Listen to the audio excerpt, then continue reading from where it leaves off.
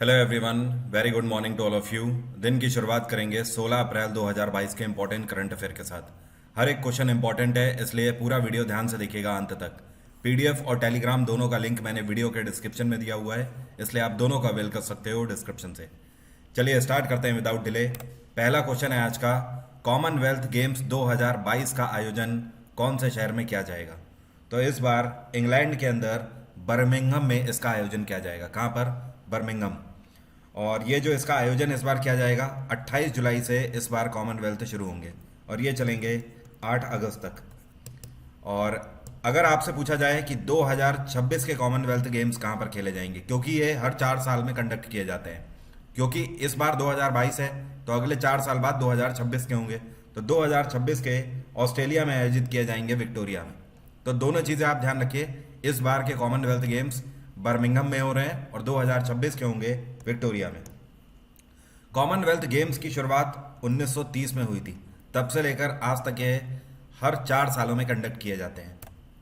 अगला क्वेश्चन है, अभी हाल ही में ये कौन है जिनको EY entrepreneur of the year award 2021 से सम्मानित किया गया है? तो ये जो आपको पिक्चर में दिख रही हैं ये हैं फाल्गुनी नायर।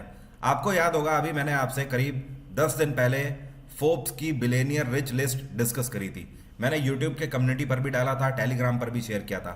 वहां पर आपको पता लगा था कि भारत के सबसे अमीर महिला एंटरप्रेन्योर्स में से फाल्गुनी नायर का नाम आता है। तो फाल्गुनी नायर बेसिकली नायका की सीईओ और फाउंडर है। तो इस बार 23वां संस्करण आयोजित किया गया है EY entrepreneur of the year award का, जिसमें इनको सम्मानित किया गया है। अब देखिए यहाँ पर आपसे एक और क्वेश्चन पूछा जा सकता है कि इस बार के EY entrepreneur of the year award में लाइफ टाइम अचीवमेंट अवार्ड से किसको सम्मानित किया गया है? यहाँ पर मैं लिख देता हूँ, अगर आपसे पूछा जाए लाइफ टाइम अचीवमेंट अवार्ड से किसको सम्मानित किया गया है, तो आपका आंसर होगा ए एम नायक। कौन है? ए एम नायक। अब ये ए एम नायक कौन है? He is the group chairperson of Larsen and Toubro. Larsen and Toubro and L का हेडक्वार्टर है मुंबई। एल की स्थापना करी गई थी 1938 में। अगला क्वेश्चन है, अभी हाल ही में वर्ल्ड चागास डिसीज डे कौन सा दिन मनाया गया? तो विश्व चागास रोग दिवस हर साल मनाया जाता है 14 अप्रैल को, तो इसको मनाया गया परसों के दिन। और इस बार 2022 की इसकी थीम थी finding and reporting every case to defeat Chagas disease. अब देखिए चागास नाम की ये जो बीमारी है ये होती किससे है? ये एक पैरासाइट से होती है, और ये जो आपको पिक्चर में दिख रहा है ये है वो पैरासाइट। इसका नाम क्या है? तो इसको बोलते हैं ट्राइपेनोसोमा। क्या बोलते हैं? ऐसे लिखेंगे, ट्राइपेनोसोमा। तो ये जो ट्राइपेनोसोमा नाम का पैरासाइट है, इसके काटने से चागास नाम की डिसीज हो जाती है। अगर किसी को ये बीमारी लगती है तो जनरली स्वेलिंग हो जाती है। स्वेलिंग के अलावा आपका हार्ट बीट भी प्रॉब्लम कर सकता है, मतलब डिसऑर्डर हो सकता है आपको हार्ट बीट का। और इसके अलावा इंटेस्टाइनल गैस्ट्रो प्रॉब्लम भी हो सकती है, मतलब इंटेस्टाइन में आपकी गैस्ट्राइटिस की भी प्रॉब्लम हो सकती है। और ये जो पैरासाइट है ये बेसिकली अमेरिका में पाया जाता है। आपको जानकर हैरानी होगी कि हर साल 10,000 से भी ज़्यादा मौतें हो जाती हैं इस पैरासाइट के काटने से। इस वजह से वर्ल्ड चागास डिसीज डे अब से मनाया जा रहा है, और इस बार इसका 3रा संस्करण आयोजित किया गया है। इसका पहला एडिशन जो फर्स्ट था ये 2020 में आयोजित किया गया था। और इसका नाम चागास डिसीज डे क्यों रखा गया है? तो एक्चुअली पहली बार किसी डॉक्टर ने इस डिसीज से ग्रसित किसी व्यक्ति को अगर डायग्नोस किया था तो उनका नाम है कार्लोस रिबेरो जस्टिनो चागास, और ये एक ब्राजीलियन डॉक्टर थे। इनकी बर्थ एनिवर्सरी होती है 14 अप्रैल को, इस वजह से दिवस मनाया जाता है। अगला क्वेश्चन है, ये कौन सा राज्य है जहां पर प्रेरियर मेमोरियल समाथुवापुरम की स्थापना अभी हाल ही में करी गई है? सो प्रेरियर मेमोरियल समाथुवापुरम की स्थापना अभी हाल ही में करी गई है तमिलनाडु के अंदर। और तमिलनाडु के अंदर कहाँ पर? तो ये पर्टिकुलर डिस्ट्रिक्ट पड़ता है, इसको बोलते हैं पिलीपा कुट्टई। क्या बोलते हैं? पिलीपा कुट्टई। अब समझिए ये है क्या बेसिकली। ये एक गांव बनाया गया है, और ये एक ऐसा गांव है जहां पर 100 घर बनाए गए हैं, और इन 100 घरों में से 40 घर दलितों के हैं, 25 घर में बैकवर्ड कास्ट के लोग रहेंगे, 25 घरों में मोस्ट बैकवर्ड कास्ट के लोग रहेंगे, और बाकी के 10 घरों में अदर कम्युनिटीज़ के लोग रहेंगे। तो ये बेसिकली एक तरीके का गांव का स्ट्रक्चर डिज़ाइन किया गया है जिसमें हर तरीके के कास्ट के लोग यहाँ पर बसाए जा रहे हैं। और ये लोगों के माइंडसेट में जो कास्ट सिस्टम बसा हुआ है उसको हटाने के लिए ऐसा किया जा रहा है। तो यहाँ पर इस मॉडल पर और भी गांव बसाए जाएंगे। तो फिलहाल पहले फेज का ये जो गांव है इसमें 100 घर हैं और ये 100 घर का गांव बसाया गया है कहाँ पर, तमिलनाडु के अंदर पलीपा कुट्टई में। और तमिलनाडु में इस टाइम पे एम.के. स्टालिन की सरकार है। अभी हाल ही में ये कौन सी नदी है जहां पर IISc बैंगलोर के द्वारा एक स्टडी करने पर माइक्रोप्लास्टिक्स के अवशेष प्राप्त किए गए हैं? तो ये है कावेरी। देखिए कावेरी नदी पर जब IISc बैंगलोर ने स्टडी करी तो पता लगा कि यहाँ पर जो पानी बह रहा है इस पानी के अंदर देखिए ये माइक्रोप्लास्टिक्स पाए गए, बिल्कुल छोटे छोटे प्लास्टिक के टुकड़े पाए गए। अब देखिए ये इतने छोटे प्लास्टिक के पार्टिकल्स हैं कि ये यहाँ पर जो मछलियां हैं मछलियों के पेट में भी जा रहे हैं और यही मछलियां लोग यहाँ पे कंज्यूम कर रहे हैं। तो ये जो माइक्रोप्लास्टिक है ये मछलियों के अंदर जा रहे हैं और मछली से यही प्लास्टिक के जो अवशेष हैं ये इंसानों के अंदर जा रहे हैं और ये सीधे सीधे कैंसर का कारण बन सकते हैं। इतना ही नहीं, ये तो बात हो गई कि जो लोग फिश कंज्यूम कर रहे हैं उनको खतरा है, जो लोग इस नदी का पानी भी पी रहे हैं वो भी डायरेक्ट कंज्यूम कर रहे हैं इस प्लास्टिक को। तो ये अभी स्टडी में पाया गया है। और कावेरी जो है ये कहाँ से निकलती है? ये निकलती है ताल कावेरी से। आने वाले टाइम में नमामि गंगे प्रोजेक्ट के अंतर्गत इसको क्लीन करके आगे प्रोसेस किया जाएगा। अगला क्वेश्चन है, अभी हाल ही में नेशनल कमीशन फॉर माइनॉरिटीज के नए चेयरपर्सन के रूप में किसको अपॉइंट किया गया है? तो ये जो आपको पिक्चर में दिख रहे हैं ये हैं इकबाल सिंह लालपुरा और ये सीनियर IPS अधिकारी हैं और ये रिटायर हो चुके हैं, पंजाब कैडर के अधिकारी हैं। आपको याद होगा मैंने आपको करंट अफेयर में पढ़ाया था करीब आज से 10 महीने पहले, अगस्त 2021 में इनको नेशनल कमीशन फॉर माइनॉरिटीज़ के चेयरपर्सन के रूप में अपॉइंट किया गया था। लेकिन अभी कुछ टाइम पहले ये बीजेपी एज अ कैंडिडेट चुनाव लड़ना चाहते थे रोपड़ से, और रोपड़ असेंबली कॉन्स्टिट्यूएंसी से जब इन्होंने चुनाव लड़ा तो उससे पहले इस पोजीशन से रिजाइन कर दिया था। हालांकि वो एक अलग बात है कि ये इलेक्शन वहां से हार भी गए। तो अब फाइनली इनको फिर से रीअपॉइंट किया गया है नेशनल कमीशन फॉर माइनॉरिटीज के चेयरपर्सन के रूप में। नाम ध्यान रखिएगा, इकबाल सिंह लालपुरा। अगला क्वेश्चन है, अभी हाल ही में ये कौन से भारतीय ग्रैंड मास्टर हैं जिन्होंने रेक्सविक ओपन चेस टूर्नामेंट 2022 का अपने नाम कर लिया है? तो जो आपको पिक्चर में दिख रहे हैं ये भारतीय खिलाड़ी आर प्रगनंदा हैं। कौन है? आर प्रगनंदा।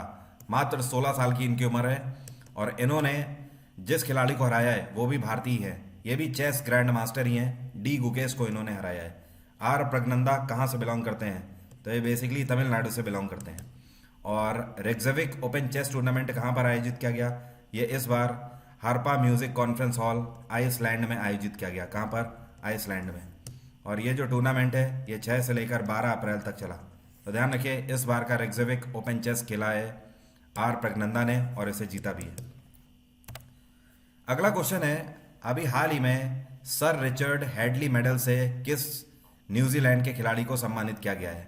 एक्चुअली ये अवार्ड न्यूजीलैंड क्रिकेट अवार्ड्स की कैटेगरी में सर्वोच्च सम्मान माना जाता है। तो इस बार न्यूजीलैंड के फास्ट बॉलर टिम साउदी को सम्मानित किया गया है। किससे? सर रिचर्ड हैडली मेडल से। और यहीं पर आपसे एक क्वेश्चन और पूछा जा सकता है कि अंपायर ऑफ द ईयर किसको डिक्लेयर किया गया है? तो इस बार क्रिस गैफनी को umpire of the year declare किया गया है। तो एक बार फिर से समझ लीजिए, टिम साउदी को सर रिचर्ड हैडली मेडल और umpire of the year Chris Gaffney. और ये जो अवार्ड है सर रिचर्ड हैडली मेडल, इसको ब्लैक कैप के नाम से भी जाना जाता है। यह सर्वोच्च सम्मान है न्यूजीलैंड बोर्ड की तरफ से किसी भी खिलाड़ी को दिया जाने वाला। अगला क्वेश्चन है, who has won international Gandhi awards for leprosy 2021 under Indian individual category? कहने का मतलब यह है कि 2021 के international Gandhi award for leprosy से किसको सम्मानित किया गया है? लेप्रेसी जिसको हिंदी में कुष्ठ रोग के नाम से भी जाना जाता है। तो इस बार यह अवार्ड दिया गया है डॉक्टर भूषण कुमार को। किसको? डॉक्टर भूषण कुमार। इन्होंने कुष्ठ रोग की रोकथाम के लिए उत्कृष्ट कार्य किए हैं, जिसके लिए इनको उपराष्ट्रपति वेंकैया नायडू के द्वारा सम्मानित किया गया है। अब यहीं पर आपसे एक क्वेश्चन और पूछ सकता है कि किस ट्रस्ट को सम्मानित किया गया है इंस्टीट्यूशनल कैटेगरी में?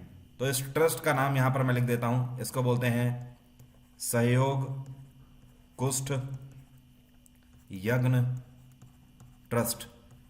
तो पूरा नाम है इसका सहयोग कुष्ठ यज्ञ ट्रस्ट। और ये ट्रस्ट कहाँ का है? ये ट्रस्ट गुजरात का है।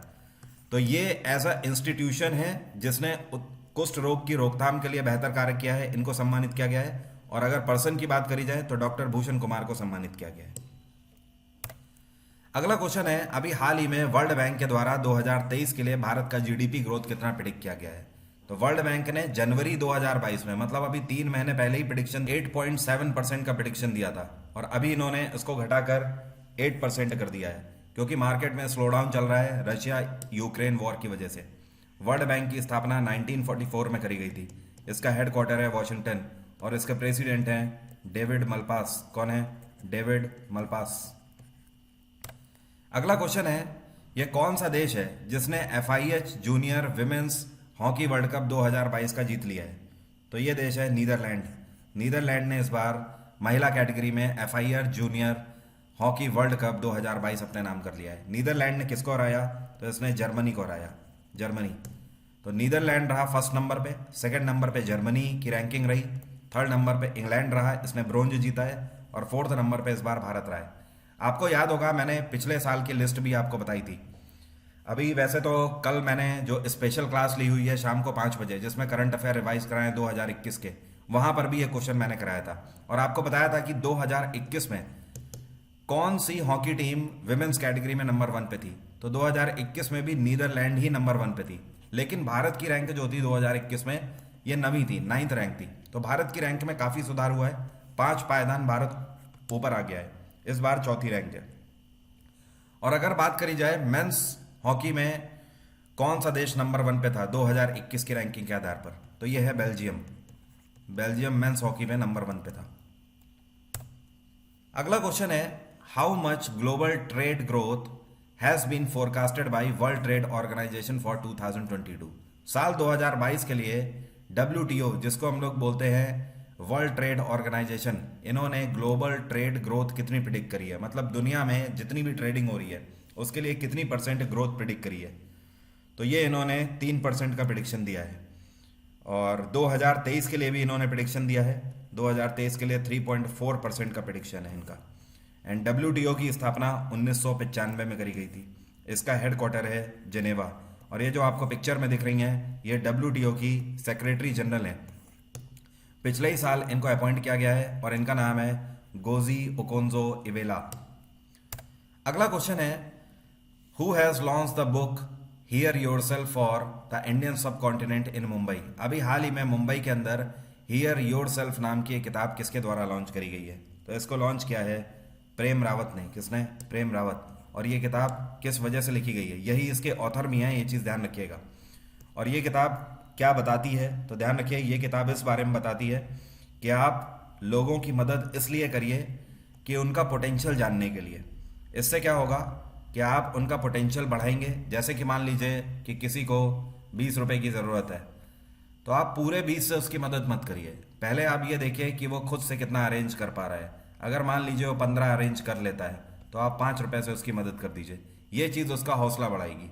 और अगर किसी को 20 की ज़रूरत है और आपने उसका प्रयास किए बिना पूरे के पूरे 20 की उसकी मदद कर दी, तो जाहिर सी बात है ये चीज़ उसकी आदत खराब कर सकती है। तो अल्टीमेटली ये किताब आपको बताती है ऐसी कई सारी तरीकों के बारे में जिससे आप लोगों की हेल्प करिए लेकिन उनका पोटेंशियल भी बढ़ाइए। इससे क्या होगा, इस नॉइजी वर्ल्ड में लोग पीस की तरफ बढ़ पाएंगे। और ये जो किताब है इसको 5 भाषाओं में लॉन्च किया गया है और दुनिया भर के 58 कंट्रीज़ में इसको लॉन्च किया गया है। इतना ही नहीं, न्यूयॉर्क टाइम्स की तरफ से ऑलरेडी ये बेस्ट सेलर बुक बन चुकी है। अगला क्वेश्चन है, अभी हाल ही में राष्ट्रीय सुरक्षित मातृत्व दिवस कौन से दिन मनाया गया, जिसको बोलते हैं नेशनल सेफ मदरहुड डे। ये दिवस मनाया गया 11 अप्रैल को। और ये दिवस क्यों मनाया जाता है?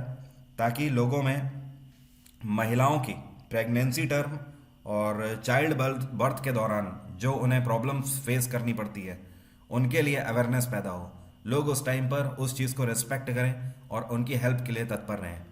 और 11 अप्रैल को ये दिवस क्यों मनाया जाता है? क्योंकि इस दिन बर्थ एनिवर्सरी होती है कस्तूरबा गांधी जी की, इस वजह से 11 अप्रैल को यह दिवस मनाया गया। ये कौन सा शहर है जहां पर भारत और फ्रांस के बीच में ज्वाइंट स्टाफ टॉल्स का अभी हाल ही में आयोजन किया गया? तो संयुक्त कर्मचारी वार्ता भारत और फ्रांस के बीच में आयोजित करी गई इस बार फ्रांस की कैपिटल पेरिस में। इस बार इसका 20वां संस्करण आयोजित किया गया, 20th एडिशन।